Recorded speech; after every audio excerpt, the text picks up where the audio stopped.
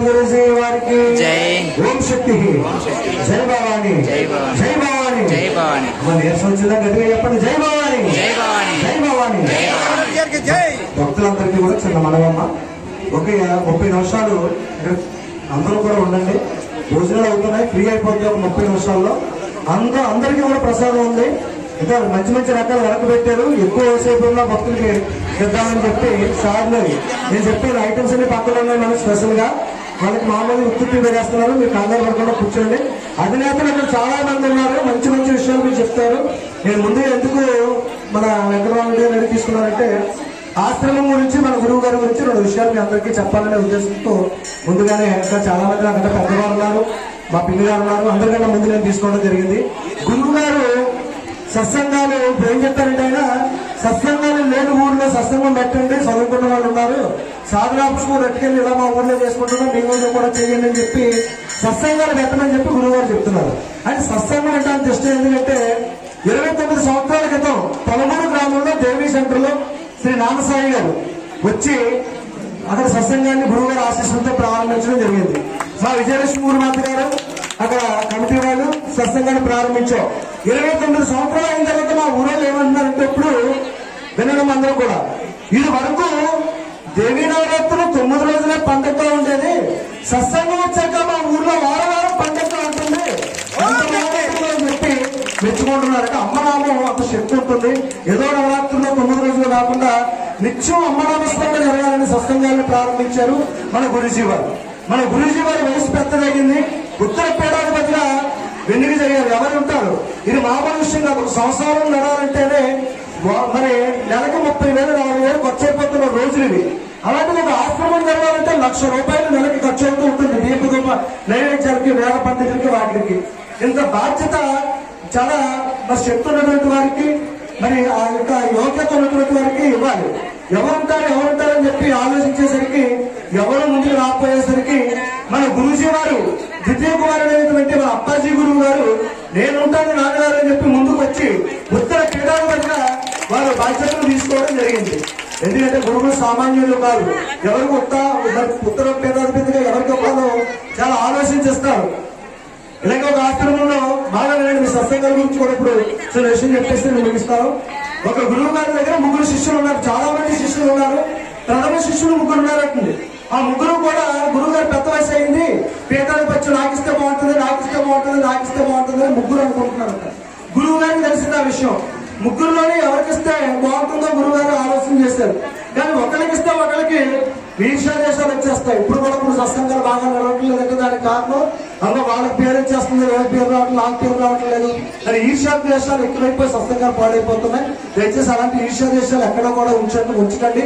సత్సంగాన్ని అభివృద్ధి చేయడానికి మీ శాయశక్తుల ప్రయత్నం చేయండి. గురూజీ వారి పాటలు కూడా రాశారు, ఒకరంటే ఒకరికి ఈర్ష్యభావం, విమర్శించుకోవడమే వారి స్వభావం. ఇలాగైతే ఏమవుతుంది సత్సంగం, ఏమవుతుంది మన ఆశ్రమం అని చెప్పి గురూజీ వారి పాటలు కూడా పెట్టడం జరిగింది. ఆ 3 శిష్యులు కూడా ఎవరికిస్తే బాగుంటుందో అనుకుంటున్నారు. 3ని పిలిచారు గురువు గారు. పిలిచి మీకు ఈ తర్వాత నా తర్వాత ఈ ఆశ్రమ బాధ్యతల్లో మోసే యోగ్యత ఎవరికుందో నేను చెప్తాను. నేను చిన్న పరీక్ష పెడుతున్నాను. 7 సంవత్సరాలు నేను దేశంలో ఉన్న పుణ్యక్షేత్రాలన్నింటినీ కూడా కాలినడకన వెళ్ళి దర్శనాలు చేసుకుని వస్తాను. ఈ 7 సంవత్సరాల్లో కూడా ఆశ్రమాన్ని మీ 3 కలిపి జాగ్రత్తగా చూడండి. 7 సంవత్సరాల తర్వాత నేను వచ్చిన తర్వాత మీ 3లో ఒకరికి చిన్న పరీక్ష పెడతాను. ఆ పరీక్షలో నెగ్గిన వారికి ఈ పీఠాధిపత్యం ఇస్తానని చెప్పారంట. 3 కూడా ఎదురు వస్తున్నారు, ఏం పరీక్ష పెడతారు అని చెప్పి 3ని వెలిశారు. గురువు గారి జేబులోంచి 3 వేరుశనగ గింజలు తీశారంట. తీసి ఒక అతను ఎక్కేస్తారు. ఈ వేరుశనగ నీ దగ్గర నుంచి, ఇది నీ దగ్గర నుంచి 3కి 3 వేరుశనగ గింజలు ఇచ్చేశారు. ఇచ్చేసి 7 సంవత్సరాల తర్వాత నేను వస్తాను, అప్పుడు ఇది నాకు ఇచ్చిన వారికి పీఠాధిపత్యం ఇస్తానని చెప్పారంట. పరీక్ష చూసారు ఎలా ఉందో. అప్పుడు అందులో ఒక అతను కోడిస్తున్నాడు. ఒకటి గురువు గారు చెప్పి ఆ గింజ తీసుకున్నాడు, వేరుశనగ గింజ తీసుకుని ఇంటికి పట్టుకెళ్ళాడు. బంగారం డబ్బులు బాగా ఉన్నాయండి, బంగారం పెట్టుగా వచ్చాడు, అందులో పెట్టాడు. ఎందుకన్నా మంచిదని చెప్పి ఎప్పుడు పుట్టిన దూరంతో అని చెప్పి మళ్ళా వెండితో పెట్టి చేసి అందులో పెట్టాడు. తర్వాత రాగితో పెట్టి చేసి అందులో పెట్టాడు.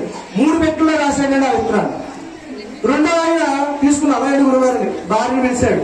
గురువు గారు 7 సంవత్సరాలు యాత్రకు వెళ్తున్నారు, వచ్చిన తర్వాత ఈ విత్తనం ఈ గింజ ఇవ్వాలి నేను, అందుకని చెప్పి జాగ్రత్త పెట్టిన పొట్ల భార్యకి ఇచ్చారు.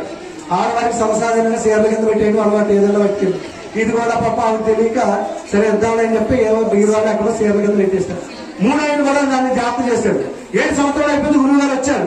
వచ్చిన తర్వాత పేదలు వచ్చి ఎవరికి వస్తారని చెప్పి అందరూ చూస్తున్నారు, ఎదురు చూస్తున్నారు. గురువు గారు కూడా ఈ ముగ్గురిని ఎవరికిద్దామని చెప్పి చూస్తున్నారు. ఈలోపల ముగ్గురు వచ్చారు, భక్తులు అందరూ వచ్చారు. 7 సంవత్సరాలు యాత్ర చేసి వచ్చారు. గురువు గారిని అందరూ దర్శనం చేసుకుని ఈ రోజు ఎలా వచ్చారు అలాగా వేల కొద్దిగా వచ్చారు. ముగ్గురులోనే కోటీశ్వరుని పిలిచి అడిగారు, ఇచ్చినటువంటి గింజ ఏది, వేసిన గింజ అని. ఇదిగో గురువు గారు 3 పెట్టెల్లో భద్రపరిచారు, ఇదిగో ఈ పెట్టెలో ఉందని చెప్పారు. ఓపెన్ చూపించమని చెప్పారు. చూపించమనేసరికి ఆ పెట్టెలన్నీ ఓపెన్ చేశారు. ఆ గోల్డ్ పెట్టెలో ఆ గోల్డ్ పెట్టెలో మూత తీసేసరికి అందులో విత్తనం ఉంటుందండి. 7 సంవత్సరాలకి అందులోనే పురుగు ఎత్తు తినేసి అందులోనే అయిపోయింది. 2 ఆయన్ని అడిగారు, ఏది నీ ఎత్తున లేదని. నా ఎత్తున గురువారు ఎవరికి ఇచ్చారండి, అప్పుడు జాగ్రత్త పెట్టమని. ఎక్కడ పడేస్తుందో కాపలేదండి, మీరు వస్తున్నారని తెలిసి 2 రోజులు జరుగుతున్నామండి, ఆ ఇంట్లో ఎక్కడో పోయిందని గురుగారు క్షమించండి అన్నారు. 3 ఆయన్ని నీ ఎత్తునే నీ కింద ఏం చేశారు. గురుగారు నాకు కింద వస్తుందని ఒక 5 నిమిషాలు అలా బయటకు రండి బయట నుంచి పెట్టారు. 10 ఎడ్లు బండ్ల మీద వస్తున్నట్లేదు ఆ యొక్క ఇతను రాష్ట్రం విత్తనం. ఈయనేం చేశాడంటే ఆయన గురువుగారు ఇచ్చింది పెరట్లో బాతాడు విత్తనాలు. పెరట్లో బాత దోషులు కింద వచ్చిన సంవత్సరం తర్వాత 2వ సంవత్సరం దోషులు కింద మళ్ళీ బాధ పెట్టాడు. మళ్ళా 3 సంవత్సరాలు అయ్యేసరికి 10 బస్తాలు అయ్యాడు. అలా పెంచుకుంటూ గురువు గారు ఇచ్చినటువంటి ఆ గింజని ఏం చేస్తే అది పరిపక్వతకు వస్తుందో పెరుగుతుందో ఆలోచన చేసి 7 సంవత్సరాలకు 10 బండ్ల మీద గురువు గారు తీసుకొచ్చి మీరు ఇదిలో గురువు గారు ఇచ్చారు. అలాగే అప్పాజీ గురువు గారు కూడా గురువు గారు ఇచ్చినటువంటి ఈ ఆశ్రమాన్ని ఇంత డెవలప్మెంట్ చేస్తున్నారు, ఇంత జనాన్ని తీసుకొచ్చారు. అంటే గురువు గారు ఇచ్చిన స్వస్థమైన విత్తనాన్ని అలా డెవలప్మెంట్ చేసుకుని వెళ్ళాలని చెప్పి ముఖ్య ఉద్దేశంగా మీ అందరికీ తెలియజేసుకుంటూ, అప్పాజీ గురువు గారు చాలా బాధ్యతాయుతంగా గురువు గారు ఎంత బాధ్యతగా ఆశ్రమాన్ని నిలబెట్టారు అంత బాధ్యతగా కూడా కొనసాగిస్తూ ఉన్నారు.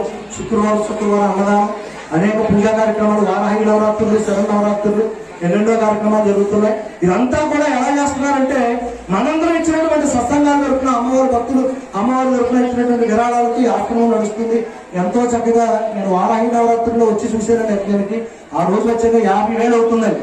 అది చెయ్యకపోతే ఆశ్రమానికి 50,000 ఉంటాయి. కానీ ఎందుకు చేస్తున్నారంటే మన సత్సంగ సభ్యులు అందరూ బాగోవాలి, అందరూ ఆయురారోగ్యంతో ఉండాలి, అష్టైశ్వర్యంతో ఉండాలని చెప్పి ఇలాంటి హోమాలు చేస్తున్నారు. శుక్రవారం అన్నదానం చేస్తున్నారు.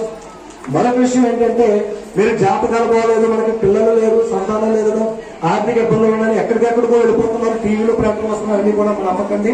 అవన్నీ కూడా మోసం, మేము ఇచ్చేస్తాం 1,00,000 కట్టండి, 50,000 కట్టండి అంటారు. ఒక్కసారి మీ జాతకాన్ని పట్టుకుని మన అప్పాజీ గురువు గారు మంగళవారం శుక్రవారం జాతకాలు చేస్తున్నారు.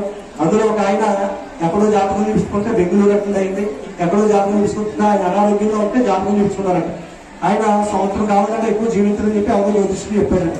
అది కూడా 1,00,000 రూపాయలు ఇస్తే హోమాలు చేస్తాం, అలా ఇదో సంవత్సరం బతుకుతారు. లేదు మా మనోడు పెళ్లి ఉంది, ఇంకొకటి శుభకార్యం చూడాలి, ఎలాగైనా 4-5 సంవత్సరాలు ఉంటే బాగుంటుందని చెప్పి ఎవరో చెప్తే అప్పాజీ గురువు గారి దగ్గరికి వచ్చారట. వచ్చి ఆ జాతకానికి తగ్గట్టుగా ఆయన్నే నేనేం చేస్తానని చెప్పరు, ఆయన్నే మొత్తం పరిశీలన చేసుకోమంటే వాళ్ళ పిల్లలు పెళ్లి అయ్యింది, మనోడు కూడా పుట్టి 4 ఏళ్ళు అయిందంటే ఇంకా సజీవంగా జీవించున్నారట మన అప్పాజీ గారి చెప్పినటువంటి విషయాలు. ఆయన మరి అదే విధంగా మరి యొక్క కార్యక్రమం ప్రతి మంగళవారం శుక్రవారం ఆశ్రమంలో జరుగుతుంది. అందరూ కూడా వచ్చి జాతకాలు ఎవరైనా చూపించుకోవాలని బాగోకపోయినా చూపించుకోవచ్చు. ఆశ్రమ అభివృద్ధి విధంగా బుక్ స్టాల్ దగ్గర విరాళాలు అందించి మీ రిసిప్ట్లు తీసుకోవాల్సిందిగా కోరుతూ, మాది పొలమూరు గ్రామం, మీ అందరికీ తెలుసు.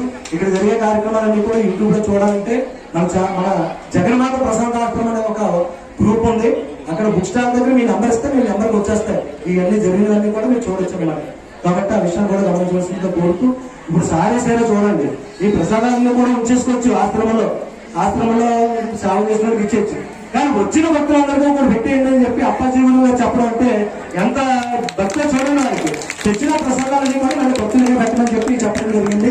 ఇంత మంచి ఆశ్రమం, ఇంత మంచి గురువు గారికి తగ్గట్టుగా ఉత్తర పేదాదుడు మనకు దొరకడం మన అదృష్టం. కాబట్టి అందరూ కూడా ఆశ్రమ అభివృద్ధికి సహకరించండి. మన గురుజీ వారి యొక్క ఆశీస్సులు అందరికీ ఉండాలని ఒకసారి కోరుకుంటూ ఎక్కువ సమయాన్ని